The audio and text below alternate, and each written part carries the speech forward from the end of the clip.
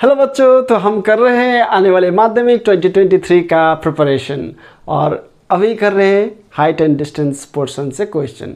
Height and distance बोले तो एकदम इम्पॉर्टेंट है। हर साल माध्यमिक के क्वेश्चन पेपर में क्वेश्चन नंबर 13 में आता है। क्वेश्चन नंबर 13 में हाइट एंड डिस्टेंस रहता है और उस पोर्शन में क्वेश्चन नंबर 13 में 2 क्वेश्चंस आता है हाइट एंड डिस्टेंस से।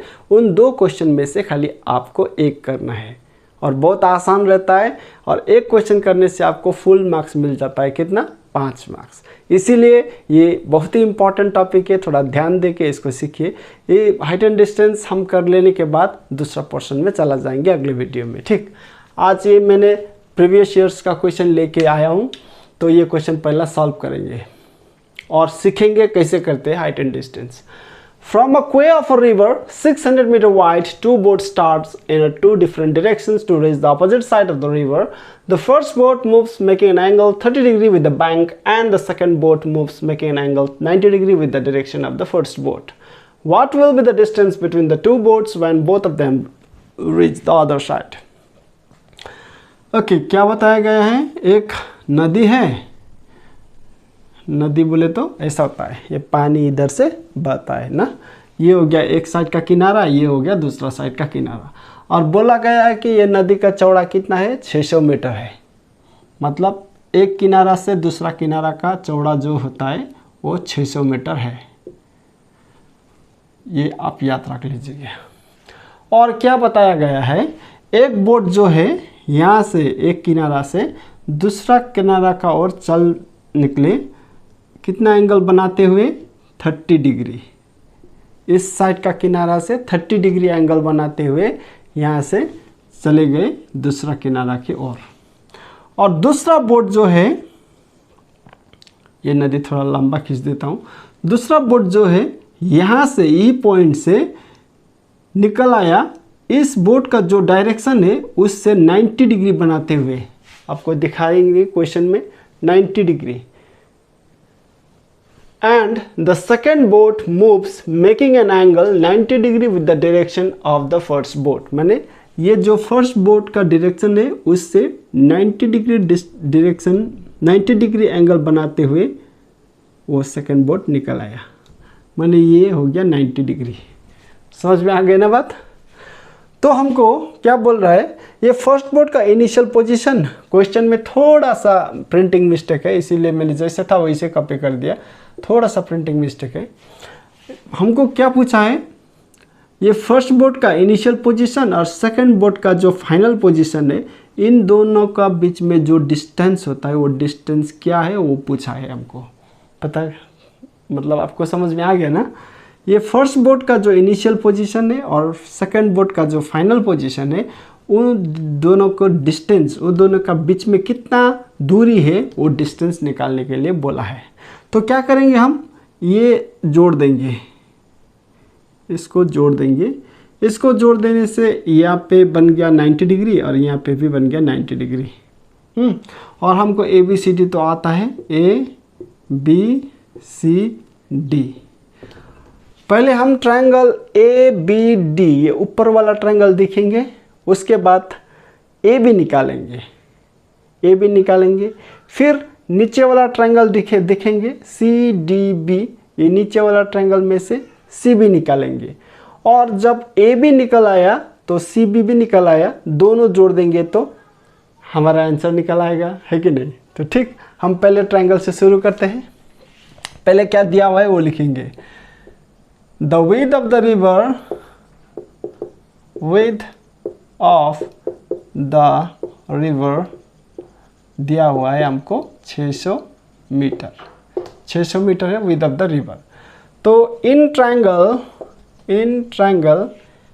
ABD, ये ऊपर वाला ट्रायंगल खाली दिखेंगे हम, ABD। नीचे वाला ट्रायंगल को अभी के लिए भूल जाओ, ABD ये वाला दिखेंगे। उसमें से एंगल DAB, बीच में एंगल A आना चाहिए, हाँ, DAB। tan of angle DAB करने से क्या होता है?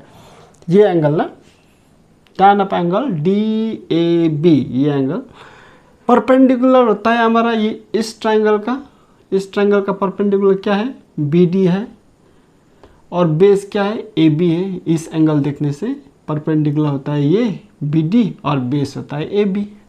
Perpendicular upon base tan theta बोले तो परपेंडिकुलर अपन बेस परपेंडिकुलर है बी डी और बेस है ए बी, है ना। और tan of angle D A B बोले तो 30 डिग्री दिया हुआ है, tan 30 डिग्री डाल देंगे यहाँ पे। बी डी तो हमको पता है, बी डी कितना है, 600 मीटर है, वो तो नदी का जो चौड़ा है वही है बी डी, तो बी डी हम डाल देते हैं 600। ए बी तो हमको नहीं पता, वो तो हमको ढूंढना पड़ेगा ए बी। और tan 30 का वैल्यू हम डाल देंगे, tan 30 का वैल्यू क्या होता है, 1/√3, 600 अपॉन ए बी। और क्रॉस मल्टीप्लाई करेंगे यहाँ से, A B into 1 A B equal to √3 into 600, 600√3। ये आ गया हमारा इक्वेशन 1 ए बी का वैल्यू। ए बी का वैल्यू मिल गया हमको। अब हम क्या खोजेंगे, बी सी का वैल्यू।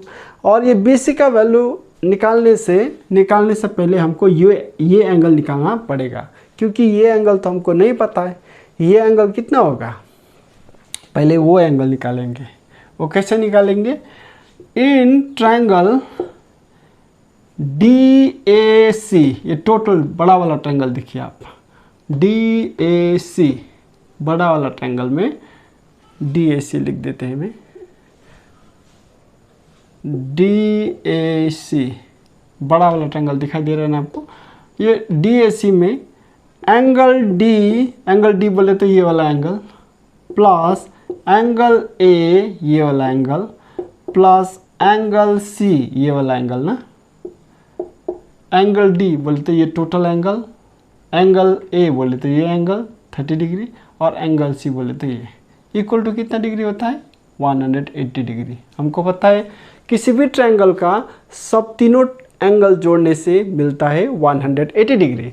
तो एंगल डी तो हमको पता है कितना है, 90 डिग्री, क्योंकि ये सेकंड बोर्ड जो है फर्स्ट बोर्ड का डायरेक्शन से 90 डिग्री एंगल बनाते हुए निकला था। तो एंगल डी का वैल्यू कितना है, 90 डिग्री, प्लस एंगल ए का वैल्यू तो दिया हुआ है हमको 30 डिग्री, प्लस एंगल सी हमको निकालना है, इक्वल्स टू 180।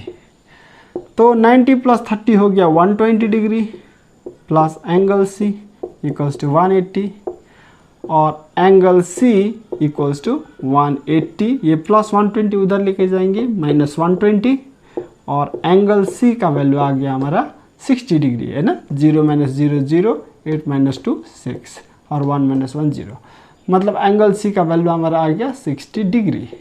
समझ में आ गया ना हमारा ये बात। तो ठीक, इधर का हम डिलीट मार देते हैं, आप स्क्रीनशॉट ले लीजिए। ए बी इक्वल टू 600√3 हम किधर इधर लिख के रख देते हैं। हाँ, ए बी इक्वल्स टू 600√3, ये चाहिए हमको बाद में। तो इधर का ये डिलीट मार देता हूँ मैं। तो हमको अब दूसरा वाला ट्रायंगल दिखेंगे, नीचे वाला ट्रायंगल डी बी सी में से ये एंगल हमको पता है और ये परपेंडिकुलर पता है, बेस बी सी निकालना है ना। In triangle D B C ये ट्रायंगल में tan ऑफ एंगल क्या होता है, बी सी डी ना, बीच में सी आना चाहिए ना, बी सी डी बोले तो angle C, B C D बोले तो एंगल सी, ये वाला बीच में जो होता है उसी का परपेंडिकुलर क्या है, ये एंगल देखने से perpendicular B D by base B C, perpendicular B D by base B C. और tan of angle B C D तो हमको पता है कितना आ गया, एंगल बी सी 60 डिग्री आ गया था, 60 डिग्री डाल देते। बी डी 600 मीटर पहले से दिया हुआ है, 600 मीटर, और बी सी तो हमको निकालना है, अभी नहीं पता। तो tan 60 का वैल्यू डाल देते हैं, tan 60 बोले तो √3 है ना, equals to 600 upon B C, और बी सी आ गया ऊपर, ये √3 चला गया नीचे, क्रॉस मल्टीप्लाई कर रहे हैं हम, 600 अपॉन √3, ये हो गया हमारा इक्वेशन 2। तो हमारा बी सी भी मिल गया ए बी भी मिल गया। ए बी है हमारा 600√3, बी सी है हमारा 600/√3 मीटर्स। तो distance between the two boards कितना आएगा, ये डिलीट कर देता हूँ। हाँ, बहुत आसान है। Distance, therefore distance between the two boards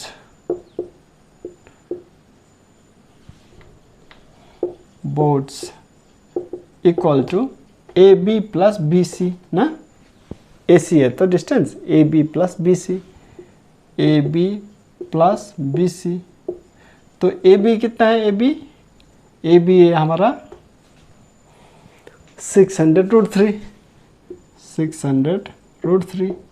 plus B सी है कितना, बी सी 600/√3। अब यहाँ से 600 कॉमन निकाल लेते हैं, तो ये भी कर सकते हैं। इसका नीचे 1 समझिए आप, √3 और 1 का एलसीएम हो गया √3, और √3 इंटू √3 कितना हो गया, √3 इंटू √3 3 इंटू 600 हो गया 1800। समझ में आ रहा है ना बात। √3 इंटू √3 3 इंटू 6 18, और ये 200 यहाँ पे आ गया, प्लस इसके नीचे तो √3 है तो 1 इंटू 600 तो 1800 प्लस 600 हो गया हमारा 2400 ना, 8 6 14, 1 हो गया 2, 2400/√3। तो ऊपर से भी √3 से मल्टीप्लाई कर देंगे, नीचे से भी √3 से मल्टीप्लाई कर देंगे, क्योंकि रूट वाला नंबर जो है ना नीचे नहीं रखना चाहिए। तो क्या हो गया हमारा 2400√3 डिवाइडेड बाई √3। √3 इंटू √3 3 1 जा 3 8 जा 24 00, बोले तो 800√3 आ गया, 800√3 मीटर्स आ गया। ये इसमें छोड़ देने से भी चलेगा आंसर, लेकिन उसको डेसिमल में रखने से ये डिलीट कर देता हूँ। वो भी आपको हम सिखा देते हैं। 800√3 मीटर मतलब फर्स्ट बोर्ड का इनिशियल पोजीशन और सेकंड बोर्ड का फाइनल पोजीशन का डिस्टेंस क्या है, 800 मीटर।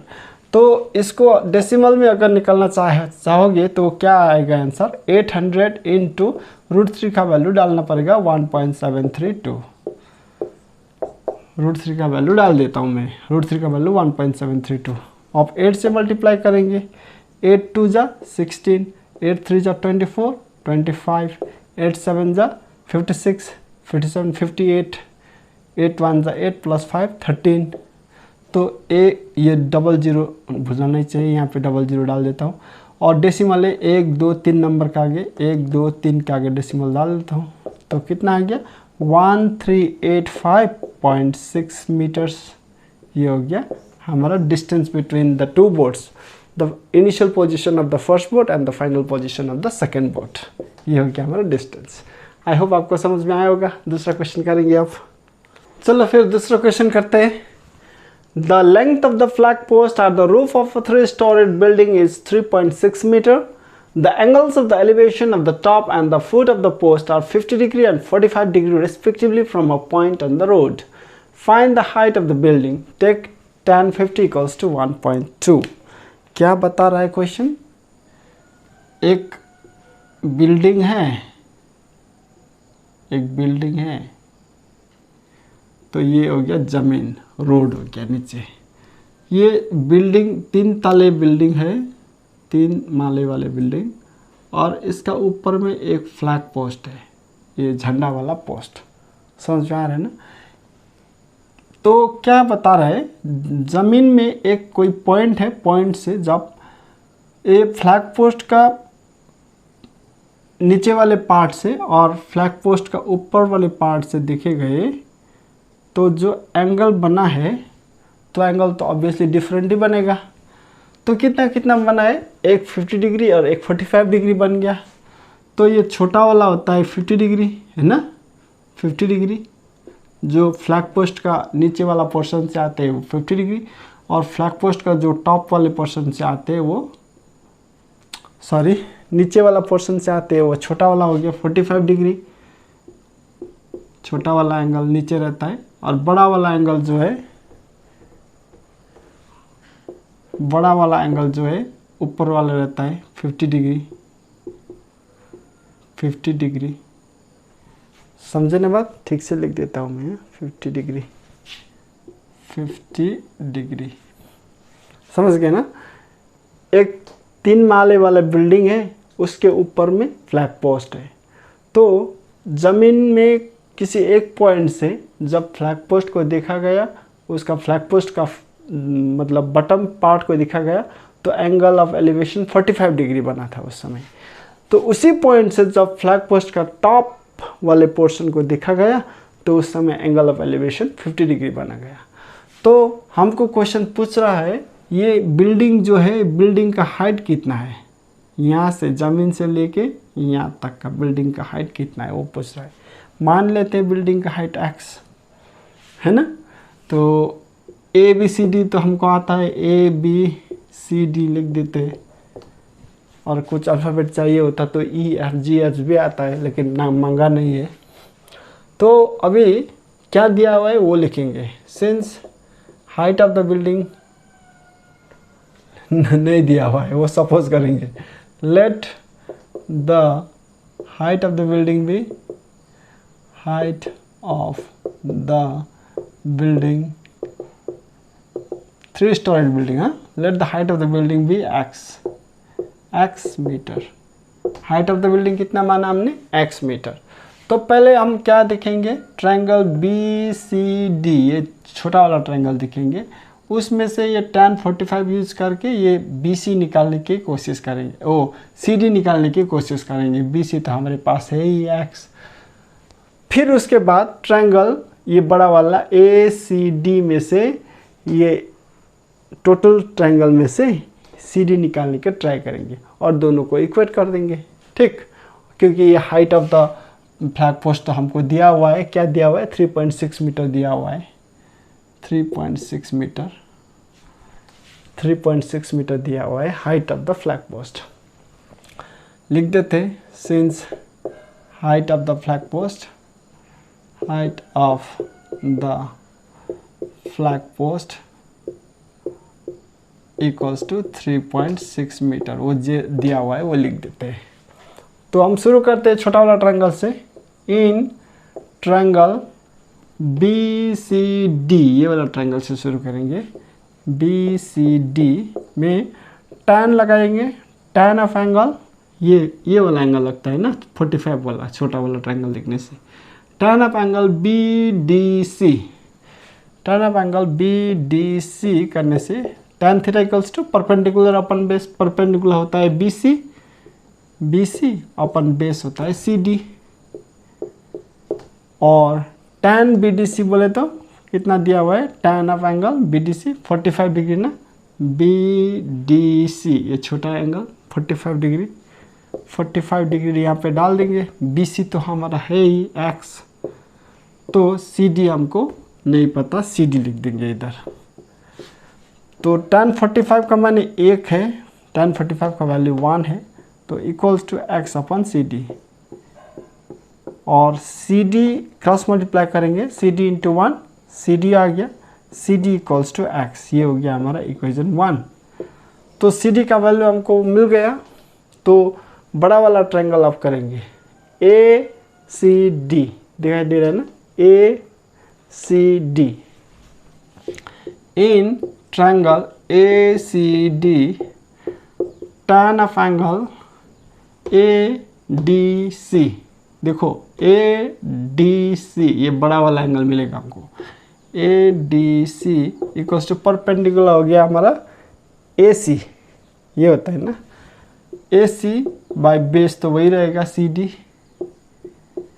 और tan ADC का वैल्यू कितना दिया हुआ है हमको? 50 degree, tan 50 degree equals to AC बोले तो AB plus BC, AB plus BC। AB जो है, AB में BC जोड़ देने से टोटल AC मिल जाता है। CD बोले तो CD का वैल्यू तो हमको पता है x, हमने निकाला था थोड़ी देर पहले, फ्रॉम 1 लिख देते हैं इधर, फ्रॉम 1। तो tan 50 का वैल्यू तो हमको नहीं पता, लेकिन दिया हुआ है 1.2।